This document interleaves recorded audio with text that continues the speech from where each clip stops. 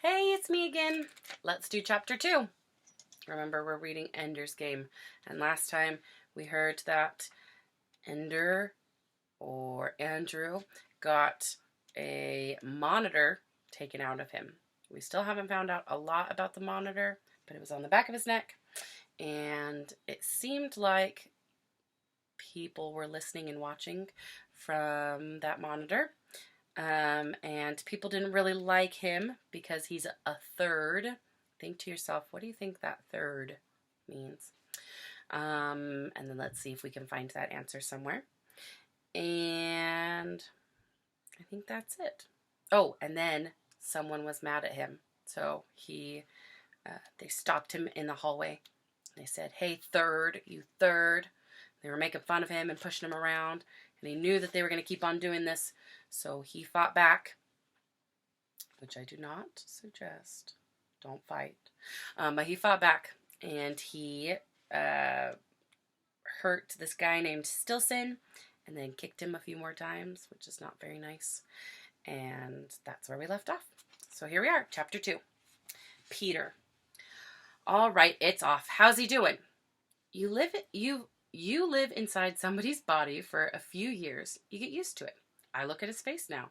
I can't tell what's going on. I'm not used to seeing his facial expressions. I'm used to feeling them. Come on, we're not talking about psychoanalysis here. We're soldiers, not witch doctors. You just saw him beat the guts out of the leader of a gang. He was thorough. He didn't just beat him. He beat him deep. Like Mazer Rackham at the... Spare me. So in the judgment of the committee, he passes? Mostly. Let's see what he does with his brother now that the monitor's off. His brother? Aren't you afraid of what his brother will do to him? You were the one who told me that this wasn't a no-risk business. I went back through some of the tapes. I can't help it. I like the kid. I think we're going to screw him up. Of course we are. It's our job. We're the Wicked Witch. We promised gingerbread, but we eat the little guys alive. I'm sorry, Ender, Valentine whispered. She was looking at the Band-Aid of his neck. So now it switched scenes. She was looking at the Band-Aid on his neck. Ender touched the wall and the door closed behind him. I don't care. I'm glad it's gone. What's gone? Peter walked into the parlor, chewing on a mouthful of bread and peanut butter. So what we've heard about Peter sounds a little scary. He doesn't seem like the nicest brother. Ender did not see Peter as the beautiful 10-year-old boy that grown-ups saw, with dark, thick, tousled hair and a face that could have belonged to Alexander the Great. Ender looked at Peter only to detect anger or boredom, the dangerous moods that almost always led to pain. Now, as Peter's eyes discovered the Band-Aid on his neck, the telltale flicker of anger appeared. Valentine saw it too. Now he's like us, she said, trying to soothe him before he had time to strike. But Peter would not be soothed. Like us?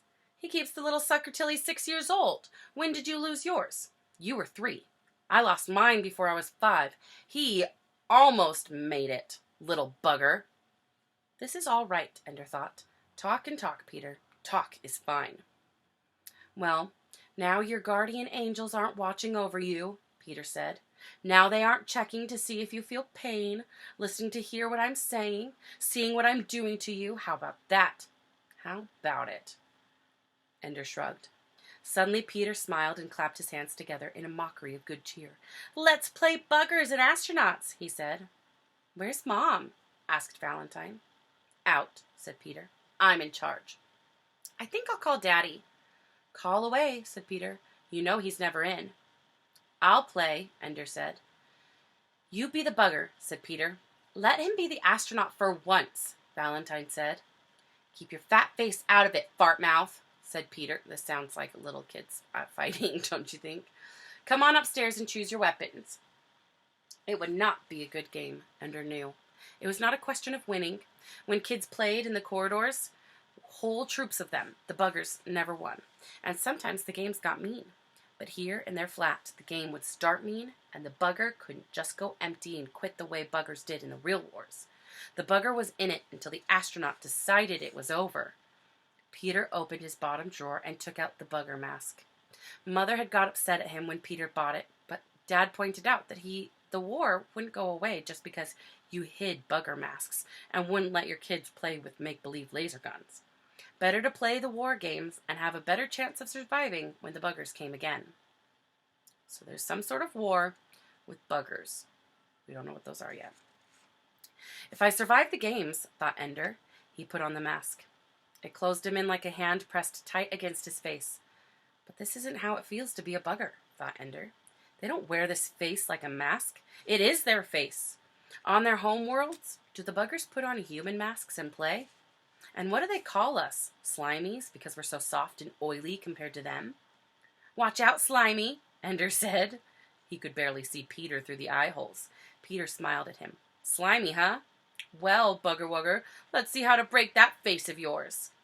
So we found out that said on their home worlds, which means they live somewhere, some other world, or these buggers do. Ender couldn't see it coming except a slight shift of Peter's weight. The mask cut out his peripheral vision. Suddenly, there was the pain and pressure of a blow to the side of his head. He lost balance, fell that way. Don't see too well, do you, Bugger? Said Peter. Ender began to take off the mask. Peter put his toe against Ender. Don't take off the mask, Peter said. Ender pulled the mask down into place, took his hands away. Peter pressed with his foot. Pain shot through Ender. He doubled up. Lie flat, Bugger. We're going to vivisect you, Bugger. At long last, we've got one of you alive, and we're going to see how you work. Peter, stop it, Ender said. Peter, stop it. Very good. So you buggers can guess our names. You can make yourself sound like pathetic, cute little children, so we'll love you and be nice to you. But it doesn't work. I can see you for what you really are. They meant you to be human, little third, but you're really a bugger, and now it shows. He lifted his foot, took a step, and then knelt on Ender, his knee pressing into Ender's belly, just below the breastbone. He put more and more of his weight on Ender. It became hard to breathe. This is not a nice brother at all. I could kill you like this, Peter whispered. Just press and press until you're dead, and I could say that I didn't know it would hurt, that we were just playing, and they'd believe me, and everything would be fine, and you'd be dead. Everything would be fine. Ender could not speak. The breath was being forced from his lungs. Peter might mean it, probably didn't mean it, but then he might. I do mean it, Peter said. Whatever you think, I mean it. They only authorized you because I was so promising, but I didn't pan out. You did better. They think you're better, but I don't want a better little brother, Ender. I don't want a third. I'll tell, Valentine said from the doorway. No one would believe you. They'd believe me. Then you're dead too, sweet little sister. Oh, yes, said Valentine. They'll believe that. I didn't know it would kill Andrew, and when he was dead, I didn't know it would kill Valentine too. The pressure let up a little. So not today, but someday you two won't be together, and there'll be an accident. You're all talk, Valentine said. You don't mean any of it. I don't? And do you know why you don't mean it? Valentine asked. Because you want to be in government someday. You want to be elected. And they won't elect you if your opponents can dig up the fact that your brother and sister both died in suspicious accidents when they were little, especially because of the letter I've put in my secret file in the city library, which will be opened in the event of my death. Don't give me that kind of crap, Peter said. It says, I didn't die a natural death. Peter killed me, and if he hasn't already killed Andrew, he will soon. Not enough to convict you, but enough to keep you from ever getting elected. You're his monitor now, said Peter. You better watch him day and night. You better be there. Ender and I aren't stupid. We scored as well as you did on everything. Better on some things. We're all such wonderfully bright children. You're not the smartest, Peter, just the biggest. Oh, I know. But there'll come a day when you aren't there with him, when you forget, and suddenly you'll remember, and you'll rush to him, and there he'll be, perfectly all right. And the next time, you won't worry so much, and you won't come so fast. And every time he'll be all right, and you'll think that I forgot, even though you'll remember that I said this. You'll think that I forgot. And years will pass, and then there will be a terrible accident, and I'll find his body, and I'll cry and cry over him, and you'll remember this conversation, Valley, but you'll be ashamed of yourself for remembering, because you'll know that I changed, that it really was an accident, that it's cruel of you even to remember what I said in a childhood quarrel, except that it'll be true. I'm going to save this up, and he's going to die, and you won't do a thing, not a thing, but you go on believing that I'm just the biggest. Peter leapt to his feet and started for her. She shied away. Ender pried off his mask. Peter flopped back on his bed and started to laugh. Loud, but with real mirth. Tears coming to his eyes. Oh, you guys are just super. Just the biggest suckers on the planet Earth. Now he's going to tell us it was all a joke, Valentine said. Not a joke. A game. I can make you guys believe anything. I can make you dance around like puppets. In a phony monster voice, he said, I'm going to kill you and chop you into little pieces and put you into the garbage hole. He laughed again. Biggest suckers in the solar system. Ender stood there watching him laugh and thought of Stilson, thought of how it felt to crunch into his body. This is who needed it. This is who should have got it. As if she could read his mind, Valentine whispered, No, Ender. Peter suddenly rolled to the side, flipped off the bed, and got in position for a fight. Oh, yes, Ender, he said. Any time, Ender. Ender lifted his right leg and took off his shoe. He held it up. See there, on the toe? That's blood, Peter. It's not mine. Ooh, I'm gonna die, Ender squished a caterpillar and now he's gonna squish me. There was no getting to him. Peter was a murderer at heart, and nobody knew it but Valentine and Ender. Mother came home and commiserated with Ender about the monitor. Father came home and kept saying it was such a wonderful surprise. They had such fantastic children that the government told them to have 3. And now the government didn't want to take any of them after all. So here they were with 3. They still had a 3rd, until Ender wanted to scream at him, I know I'm a 3rd. I know it. If you want, I'll go away so you don't have to be embarrassed in front of everybody. I'm sorry. I lost the monitor. And now you have 3 kids and no obvious explanation. So inconvenient for you. I'm sorry. He lay in bed, staring upward into the darkness, on the bunk above him. He could hear Peter turning and tossing restlessly. Then Peter slid off the bunk and walked out of the room. Ender heard the hushing sound of the toilet clearing.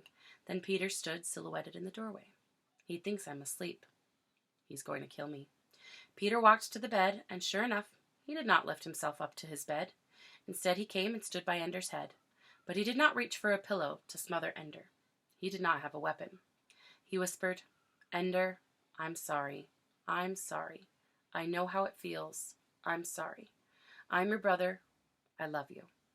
A long time later, Peter's even breathing said that he was asleep. Ender peeled the Band-Aid from his neck, and for the second time that day, he cried. So we learned that Peter, though he's not a nice person, he actually did say sorry to Ender when he thought Ender was asleep and not paying attention. We found out that a 3rd means that he's the 3rd child, and that he also has a sister named Valentine, who was also very smart. That's all we know. We don't know still really what the monitor was, except for people were watching them. And that's about it. Till next time, we'll read chapter 3. Thanks.